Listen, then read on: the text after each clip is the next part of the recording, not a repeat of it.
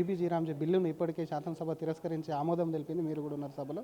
దానికి సంబంధించి కూడా గ్రౌండ్లోకి తీసుకెళ్లాలని చెప్పి సూచించేటువంటి అవకాశం ఉంది. కాంగ్రెస్ పార్టీ ఏం తీసుకెళ్తుంది గ్రౌండ్లకు? 100 రోజులు ఉన్నటువంటి పనిని 125 రోజులకి ఇష్టం. ఈరోజు అంటే పేదలు ఎక్కువ డబ్బు సంపాదించడం, పేదలు ఎక్కువ సంపాదించి సంతోషంగా ఉంటే కాంగ్రెస్ పార్టీకి ఇష్టం ఉండదు. కాంగ్రెస్ పార్టీ చేయలేని పని ఈరోజు భారతీయ జనతా పార్టీ చేసింది. 100 రోజులకే పరిమితం చేసినటువంటి ఉపాధి హామీ కూలీల సంఖ్యని 125 రోజులకు పెంచినాం. వారం రోజుల లోపల వాళ్ళకు డబ్బులు పడాలా, వాళ్ళ ఖాతాలో కూలీలకని చట్టంలో మార్పులు చేసినాం. ఎక్కడైనా అవినీతి జరిగితే దోషుల మీద కఠిన చర్యలు తీసుకోవాలని చెప్పినాం. ప్రణాళిక ప్రకారం జరగాలని చెప్పినాం. వ్యవసాయ పనులలో రైతులకు ఇబ్బంది కావద్దని చెప్పినాం. ఇంత గొప్పగా బిల్లు ఉంటే ఈ కాంగ్రెస్ పార్టీకి అర్థం కాక భారతీయ జనతా పార్టీకి పేరు వస్తుంది, నరేంద్ర మోడీ గారికి పేరు వస్తుందని ఒక అక్కస్తోనే ఈ రకంగా బిల్లులో ఏదో లోపాలు ఉన్నట్టు చర్చ చేసే ప్రయత్నం చేస్తూ ఉన్నారు.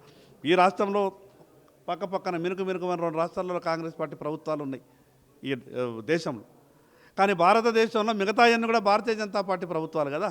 మా ప్రభుత్వాలు ఉన్న దగ్గర మా ప్రభుత్వాలు చెప్పాయా ఏమన్నా ఇబ్బందులు ఉంటే? ఇబ్బందులు ఎక్కడా లేవు. జరిగినటువంటి చట్టాన్ని పూర్తిగా మేము అధ్యయనం చేసినాము. ప్రజలకు మంచి జరిగే చట్టం కాబట్టి దాన్ని కాంగ్రెస్ పార్టీ ఎంత దుష్ప్రచారం చేసే ప్రయత్నం చేసినా తెలంగాణ ప్రజలు నమ్మరు.